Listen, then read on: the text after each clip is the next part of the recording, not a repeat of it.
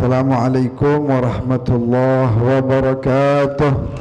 Wassalatu wassalam ala rasulillah Sayyidina Muhammad ibn Abdullah wa ala alihi wa sahbihi wa mawala. Subhanaka la ilma lana illa ma 'allamtana innaka antal alimul hakim. Rabbi antiqni bil huda wa alhiqni bis salihin. Allahumma ij'alna hudatan muhtadin wa la taj'alna dhallina mudillin. Allahumma faqihna fid din wa 'allimna at-ta'wil. Hadaratul muhtaramin, ayyuhas sadah min bani Zahra wa ali Ali, ayyuhas sadah min nasli Taha wal Batuli, fadilatul muhtaram wal mukarram Khali al-Mahbub al-Habib Hasan bin Muhammad bin Abdul Qadir al-Attas, al-Habib Yusuf bin Mahmud al-Aidrus, al-Habib Sharif Razi bin Hashim al-Aidrus, Sayyid Semi bin Yusuf al-Aidrus, dan juga Sayyid Muhammad Nagib bin Alwi al-Habshi, serta semua yang hadir, para hadirin yang dimuliakan oleh Allah Subhanahu wa taala. As'adallahu awqatakum bikulli khair. Semoga Allah menyenangkan waktu-waktu antum semua dalam segala kebaikan. Wa nahnu fi hadhil ayyam al-mubarakah. Kita hari ini di hari-hari yang penuh barakah. Wa hadhil ayyam nuhyi dzikra wiladati Rasulillah sallallahu alaihi wasallam. Kita memperingati hari kelahirannya baginda Rasulullah salawatu rabbi wa salamuhu alaih, yaitu di tanggal 12 Rabiul Awal, yang kurang lebih 2 hari yang lalu, ya, 2 hari yang lalu. Mudah-mudahan cinta kita kepada Nabi semakin bertambah lagi. InsyaAllah ma'rifat kita, pengetahuan kita kepada sosok mulia baginda Rasulullah semakin dalam lagi, sehingga kita semakin cinta. Kalau dia cinta, nanti kata Nabi, al-muhibbu liman ahabba muti, nanti akan taat sama Nabi. Kudu cinta dulu. Kita semua pengen jadi orang yang nanti ada di bawah benderanya Nabi. Al-Imam Ahmad bin Hanbal dalam sebuah nasihatnya beliau katakan, muhibbul qaum yulhaqu bihim. Pecinta satu kaum dimasukin jadi kaum tersebut. Kalau cintanya sama Bonge, sama siapa lagi? Siapa? JJ. Kalau cintanya sama mereka, masuk kelompoknya mereka. Imam Ahmad bin Hanbal bilang begitu. Tapi lihat Sayyidina Salman Al-Farisi, seorang yang datang jauh bukan dari Arab, karena dia cinta benar sama Nabi. Yang tadinya dia dibilang sama orang-orang, kamu bukan Arab, bukan Muhajirin, bukan Ansar. Kata Nabi, betul, Salman bukan Muhajirin, bukan Ansar. Salman itu minna ahlal bait, bagian dari keluarga saya, bukan dari Muhajirin, bukan Ansar. Kenapa bisa begitu? Karena cinta pada Nabi. Kalau bahasanya para sadah, para habaib al-Ba'alawi, gadaman ala gadam. Jadi langkahnya di mana itu Salman, bahkan benar-benar begitu. Jadi Salman kalau mau sholat ke masjid, ngelihat langkahnya Rasulullah tuh mana aja tuh. Jalan kemana, lihat langkahnya Rasulullah, diikutin langkah demi langkah. Jadi benar-benar bukan hanya ikutin langkah kakinya doang, tapi langkah dalam kehidupannya semuanya betul-betul ikut jalannya Nabi. Nah, kita pengen juga nanti digolongkan menjadi kelompok yang dikumpulkan bersama Nabi, maka harus kita jadi orang yang ikut ajaran beliau. Al-Imam Asy-Syafi'i rahimahullahu ta'ala wa ridwanullah tabaraka wa ta'ala alaih, beliau katakan, uhibbus salihina wa lastu minhum. Saya cinta benar sama orang-orang saleh, padahal saya bukan bagian dari kelompok tersebut. Tentu ini tawadhu ya. Padahal Imam Syafi'i kita tahu minas salihin. Sekarang pengikutnya aja jumlahnya berapa? Ratusan juta seluruh dunia. Ikut cara salatnya, ikut cara wudunya, ikut cara hajinya, ikut cara puasanya. Saya dicinta sama orang soleh, tapi saya bukan golongan mereka. Harapannya biar saya masuk ke dalam golongan mereka, dapat syafaat.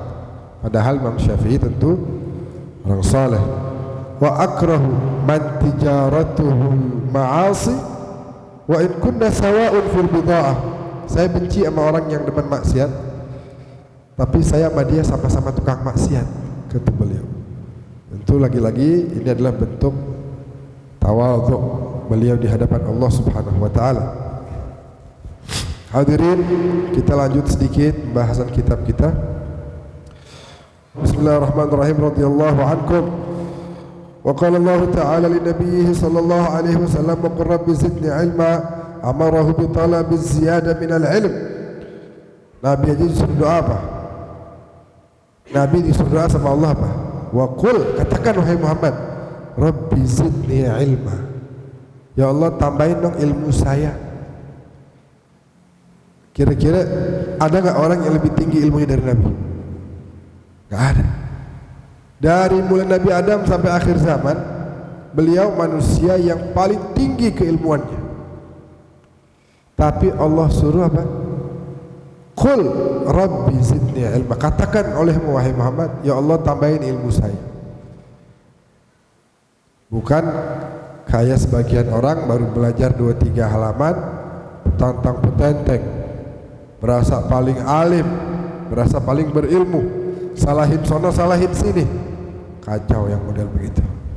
Idh huwa ashraful khisal wa arfa'ul khilal wa la yuhibbuhu illa dhukranur rijal wa la yakrahuhu illa as-sufaha wal andal wa huwa al-kamalu alladhi yanbaghi talabul mazid minhu wal kanzu alladhi la yustaghna anhu. Wa kana min du'aihi sallallahu alaihi wasallam Allahumma anfa'ni bima 'allamtani. Di antara doa Nabi juga apa? Allahumma anfa'ni bima 'allamtani wa 'allimni ma yanfa'uni wa zidni ilma. Ya Allah, berikan manfaat atas ilmu yang telah Engkau berikan kepadaku, dan berikan ilmu kepadaku yang bermanfaat bagiku, serta tambahlah terus ilmu. Kalau ada satu hari, kata Nabi, ada satu hari yang aku tidak bertambah ilmuku, yang mana ilmu tersebut bisa semakin mendekatkanku kepada Allah, kalau tuh hari aku nggak dapat, fala burika li fi tulu'i syamsi dzalikal yaum, maka tidak ada keberkahan bagiku pada saat terbitnya matahari hari tersebut. Itu hari enggak berkah. Itu hari enggak dianggap ada sama Nabi. Kayak Sayyidah Khadijah begitu, ungkapan cintanya kepada Nabi tahu enggak gimana?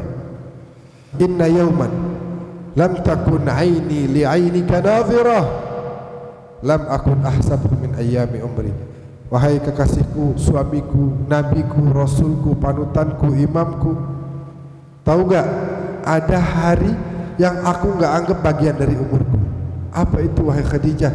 Hari di mana mataku tidak bisa melihat wajah. Ini bukan buat dipakai di status ini ya. Sayang, aku tidak menghitung hari yang aku tidak melihat wajahmu. Jangan. Kalau buat gombal-gombalan mah jangan. Ini kalimat suci Siti Khadijah untuk Rasulullah. Seorang mukmin yang benar, setiap dia semakin dalam menuntut ilmu, semakin haus dia, semakin tahu, wah ilmu luas banget, ilmu banyak banget. Saya belajar, orang kan kalau belajar justru nambah ilmunya. Dia orang-orang yang berakal ini justru habis belajar makin berasa bodoh, masih banyak yang saya nggak tahu ternyata. Tidak akan merasa cukup seorang mukmin dari segala kebaikan kecuali ketika dia masuk surga. Karena ilmunya Allah itu ibarat pulpen, tintanya itu selautan yang ada di muka bumi ini. Itu kalau jadi tintanya untuk menulis ilmu Allah, la nafidal bahr, maka pasti lautan akan kering, habis airnya. Terus apa? Qabla an tanfada kalimatu rabbi, sebelum kalimat Allah, ilmu Allah itu selesai, itu air udah habis, air lautan yang menjadi tintanya pun. Walau ji'na bimithlihi madada, walaupun itu lautan diisi lagi dengan air yang sama, dengan tinta jumlah yang sama, tulis lagi, habis lagi, ilmu Allah belum selesai. Itu saking luasnya kita, satu pulpen nulis kayaknya kagak habis-habis di pulpen. Nulis satu buku deh masih ada aja, padahal tintanya sedikit. Dulu kan Nabi mensaudarakan antara sahabat, fulan dengan fulan, fulan dengan fulan.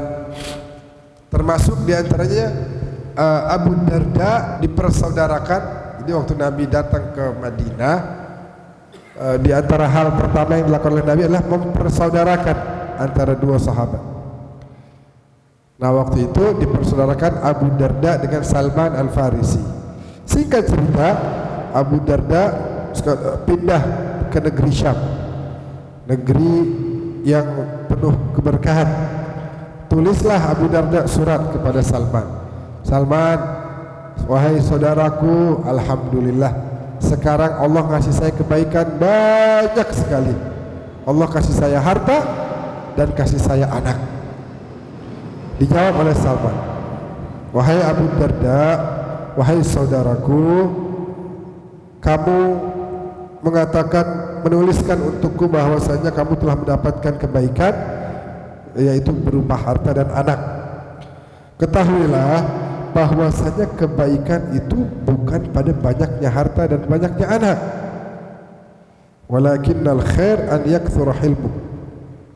Kebaikan itu adalah di saat engkau menjadi pribadi lebih mulia lagi. Engkau lebih penyabar, engkau lebih santun, engkau lebih pemurah, engkau lebih dermawan. Itulah bukti bahwa kamu mendapat kebaikan dari Allah. Kebaikan itu pada saat ilmumu bermanfaat bagimu. Kamu bilang bahwasanya engkau di negeri yang suci, di negeri Syam. Ketahuilah, betul, negeri itu suci, tapi negeri itu tidak mensucikan orang yang tinggal di dalamnya. Yang bisa mensucikan orang adalah amalnya sendiri. Betul, kamu tinggal di Syam, negeri yang barakah, Nabi doakan, negeri penuh kemuliaan. Tapi biar tahu Abu Darda, itu negeri gak bisa mensucikanmu. Yang bisa menjadikan kamu suci adalah amalmu sendiri, kebaikanmu sendiri. Lalu Habib Zain bin Smith mengatakan, betul apa yang dikatakan oleh Salman Al-Farisi, karena ilmu adalah warisan Nabi, ya, yang Allah hanya berikan kepada orang-orang yang dicintainya. Kalau harta kan semua dapat. Fir'aun, Qarun, musuh Allah ini dapat tuh dunia. Tapi apakah dapat iman, dapat Islam, dapat ilmu, dapat ibadah? Enggak dapat. Orang-orang yang Allah cintai saja yang mendapatkan itu semua. Sekarang misalnya kita lihat bagaimana orang dengan arogan ya mengatakan katanya ibunda Nabi wafatnya dalam keadaan tidak beriman. Sering kita dengar orang tua Nabi tidak masuk surga. Ini sungguh sebuah ucapan yang akan menyakiti hati Nabi. Gimana ceritanya seorang yang tidak beriman terus disulbi dan di rahimnya dititipkan oleh Allah Nabi paling mulia, kekasih Allah. Kan orang yang tidak beriman itu makanannya bisa jadi tidak halal. Mana mungkin Siti Aminah dikatakan sebagai orang yang tidak beriman lalu bisa melahirkan dari rahimnya itu kekasih Allah Subhanahu wa taala. Yang Allah ciptakan langit dan bumi ini adalah karena beliau. Apa enggak ada perempuan baik yang beriman? Kenapa Allah titipkan ke wanita yang tidak beriman? Ini kan satu pernyataan yang sangat ditolak oleh akal kita. Jadi kita nggak boleh. Al-Habib Umar bin Hafid sampai bilang, kalau Aminah tidak aman nanti di hari kiamat, percayalah tidak akan ada makhluk satupun yang aman. Beliau bilang, illam ta'man Aminah yaumal qiyamah fala amana li ahad. Kalau Aminah kamu katakan tidak aman, maka tidak ada satu makhluk pun yang aman. Siti Aminah, wanita yang suci, yang mulia, yang Allah percayakan diletakkan di rahimnya itu kekasih Allah yang paling Allah cintai. Siti Aminah waktu beliau mengajak Rasulullah di umur 6 tahun pergi ke Yathrib, dulu namanya Yathrib sebelum berubah jadi Madinah. Sebulan di sana, Nabi umur 6 tahun. Saat mau balik ke Mekah, di sebuah tempat namanya Abwa gitu ya, baru beberapa jarak dari Madinah, Siti Aminah jatuh sakit dan sampai wafat di situ. Yang menarik, sebelum wafat Siti Aminah itu sempat mengucapkan beberapa bait syair, beberapa ungkapan bahasa Arab yang sangat fasih. Saya mau bawakan ini dalam bahasa Arabnya. Mudah-mudahan kita semua ya mendapat keberkahan Siti Aminah. Hari ini kita bela ibu Nabi, besok Nabi bela kita di hari kiamat. Kita bela ibu Nabi. Dibilang orang katanya bukan mukminah, bukan muslimah, kita bela. Pasti Nabi bakal bela kita nanti. Kamu udah membela ibuku, sekarang telah tiba saatnya aku membelamu di hadapan Allah Subhanahu wa taala. Apa kata Siti Aminah? Baraka fika Allahu min ghulamin ya ibnal ladhi min haumatil himami naja bi'aunil malikil allami fudiya ghadatan darbi bisihami bimi'atin min ibilin sawami in sahha ma absartu fil manami fa anta mab'uthun ilal anami tub'athu bil halli wal harami tub'athu bit tauhid wal islami din abika al barri ibrahami fallahu yanhaka 'anil aslami Allah tuwaliha ma'al aqwami. Allah memberkahimu wahai putraku, wahai anakku. Saat engkau baru lahir, aku melahirkanmu di Mekah Al-Mukarramah. Tidak lama setelah itu langsung orang berdatangan ingin membunuhmu. Ancaman pembunuhan datang bertubi-tubi, gak berhenti. Tapi engkau selalu selamat karena engkau dijaga oleh Allah Subhanahu wa ta'ala. Wahai putraku, Nabi umurnya berapa tadi? 6 tahun.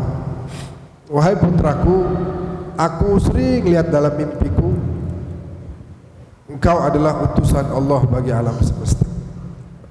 Engkau adalah Rasulullah, engkau adalah Nabiullah. Engkau akan diutus membawa halal haram, membawa hukum maksudnya, membawa tauhid, membawa Islam sebagaimana agama kakekmu Ibrahim.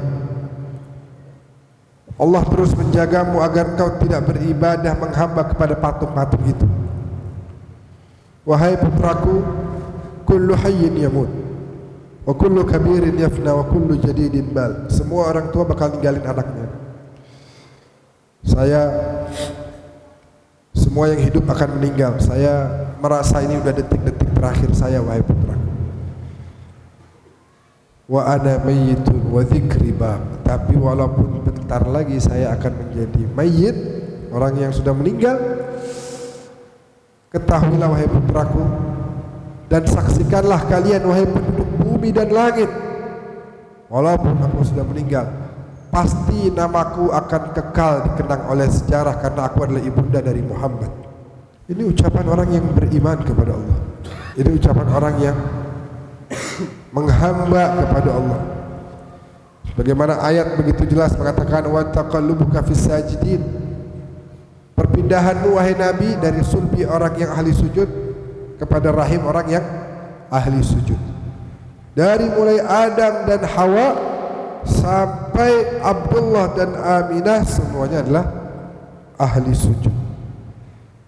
Jadi kita tidak bisa semena-mena mengatakan tentang orang tua Nabi. Tapi ada hadisnya. Kata Nabi di situ bilang, abi wa abuka finnar. Nah, ini tentu kita harus pelajari. Kalimat atau kata ab dalam bahasa Arab memang biasa digunakan untuk ayah, tapi bisa juga dikatakan disebutkan sebagai berartikan paman, gitu ya. Dan kalau ada ayat Al-Quran kemudian ada hadis seperti bertolak belakang, apa yang harus kita lakukan? Tadi ayat bilang perpindahanmu wahai Nabi itu dari sulbi ahli sujud ke rahim ahli sujud, sulbi ahli sujud, rahim ahli sujud, itu ayat. Tapi ada hadis bilang ayahku dan ayahmu, ke salah satu sahabat, ayahku dan ayahmu di neraka. Sekarang gimana cara kita menyatukan ayat dan hadis ini? Ini beda nih. Tadi ayat bilang katanya semua bapak ibu Nabi ahli sujud. Ini ada lagi hadis bilang bapaknya Nabi di neraka. Nah, kira-kira yang lebih diutamakan ayat Al-Quran apa hadis? Pertama itu ayat Al-Quran. Al-Quran ini sharih di sini. Al-Qurannya sharih, terang-terangan mengatakan. Jadi ketika ada hadis yang berlawanan dengan ayat Al-Quran yang terang benderang ini, caranya apa? Ini hadis harus ditakwil sedemikian rupa agar tidak berlawanan dengan Al-Quran. Nah, takwil yang paling dekat adalah mengartikan ab di sini sebagai paman. Paman Nabi siapa yang tidak beriman? Abu Lahab. Segitunya Abu Lahab, segitunya nih meninggal nggak beriman.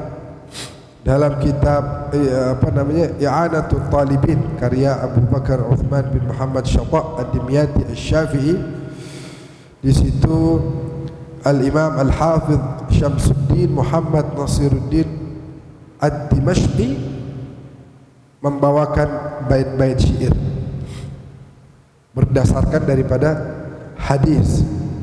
Apa di situ? Idza kana hadza kafirun jaa thammuhu bitabbat yadah fil jahimi mukhallada ata annahu fi kulli yawmil itsnain daiman yukhaffafu anhu lis-sururi bi ahmada fama dhannu bil 'abdi alladhi kana umruhu atau tula umrihi bi ahmad masruran wa mata muwahhida. Cerita Abu Lahab nih ya. Abu Lahab, ada gak ayat Quran yang berbicara tentang Abu Lahab? Ada kan? Apa? Tabbat yada abi lahabi wa tab ma aghna anhu maluhu wa ma kasab sayasla naran. Terang itu jelas. Sayasla naran ذات لهب وامرأته حمالة الحطب في جيدها حبل min masad. Segitunya yang udah terang-terangan dikatakan bahwasanya Abu Lahab itu sayasla naran ذات lahab, bakal masuk ke neraka yang apinya berkobar-kobar.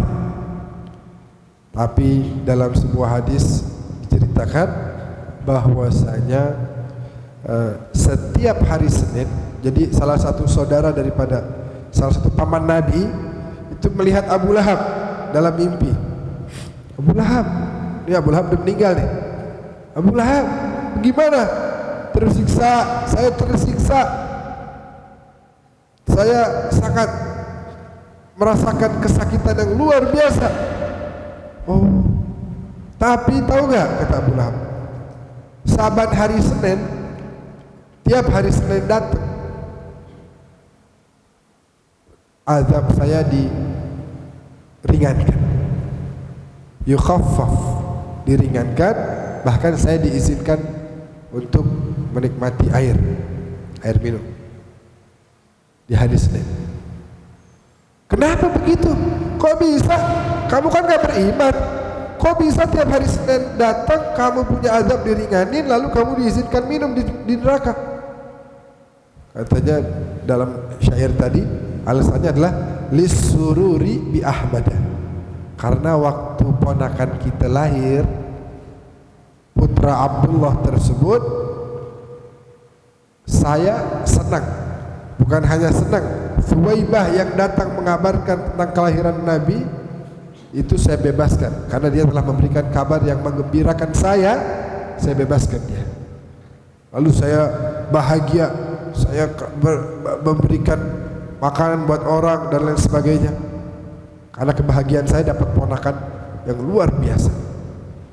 Walaupun sampai akhir saya nggak beriman, tapi karena kesenangan saya pada saat Muhammad lahir, itu dihargai oleh Allah Subhanahu wa taala. Famadh-dhannu bil 'abdi alladhi tula umrihi. Lalu gimana kalau ada orang yang selama hidupnya bi ahmada masruran, selalu bahagia dengan mengingat Nabi Muhammad, wa mata muwahhidan, lalu meninggalnya dalam keadaan bertauhid. Abu Lahab girang cuma sebentar, terus meninggalnya gak beriman, diringankan azab. Gimana kalau ada orang beriman dan girangnya seumur hidup kayak kita begini nih? Bukan cuma bulan Rabiul Awal kita peringatan Maulid. Sampai-sampai Imam Abdurrahman Ad-Daibai bilang, "Falau anna amilna kulla yaumin li Ahmad maulidan qad kana wajib." Kalau saya bikin nih maulid saban hari, itu wajib hukumnya bagi saya, karena saya cinta sama beliau.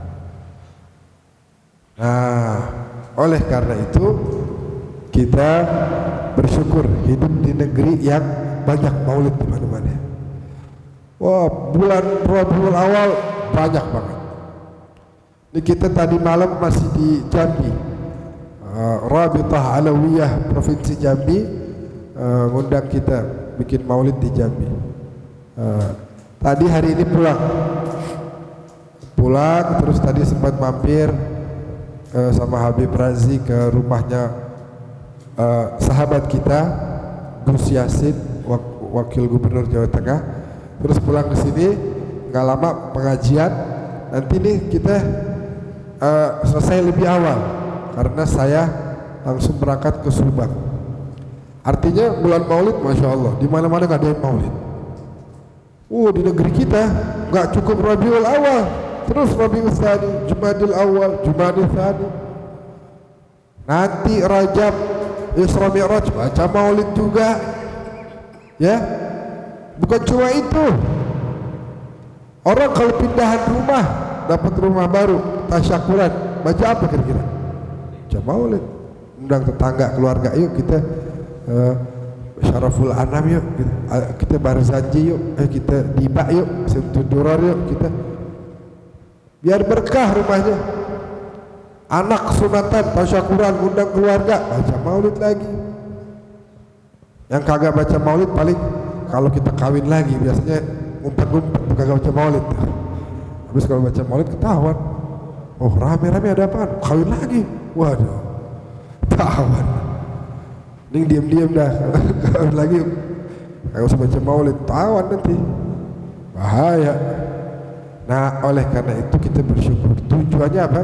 Biar kita hidup mati sama Rasulullah Sallallahu Alaihi Wasallam. Kita bersyukur bahwasanya kita hidup di negara yang cinta kepada Nabi, cinta salawat, cinta qasidah, cinta maulid. Dan tujuan dari maulid itu adalah apa? Tujuan maulid apa? Untuk bukan hanya kita mengenang kelahiran Nabi, tapi harus kita lahirkan Nabi di hati kita. Kita hidupkan Nabi. Memang jasad suci beliau telah meninggal 1400 sekian tahun yang lalu, tapi semangat jihad beliau, semangat dakwah, semangat ibadah akan terus menyala-nyala di hati kita. Kita hidupkan.